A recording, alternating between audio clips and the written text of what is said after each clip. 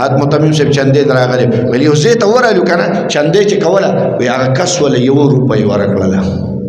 خبرې مو ته وکړې یو روپۍ ولا ورکړله حد متمم صاحب نور الله مرقده هغه یو روپۍ راواغستله هغه یو روپۍ چې کله راوړله نو بیا حد متمم صاحب رحمت الله علیه د مدرسې نه به واپس چې کم د شکرې لپاره خطونه تلل نو هغه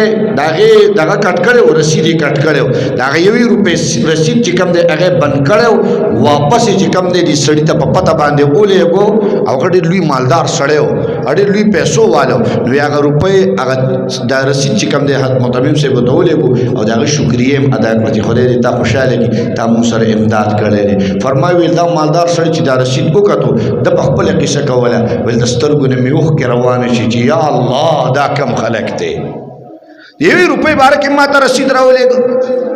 یوې روپۍ هم زما شکریه ادا کړه په خپله بیا راغی حضرت متمم صاحب نور الله مرقده ته او په خپو کې ورته اثر کې او حضرت ما نه بې ادبي شوې ده د نن نه بعد به زه د علومي شیرګړ سره ټول نه زیات امداد کوم لګیا به داسې خلکو دا لوی خلکو دا اعلی خلکو دا بالا خلکو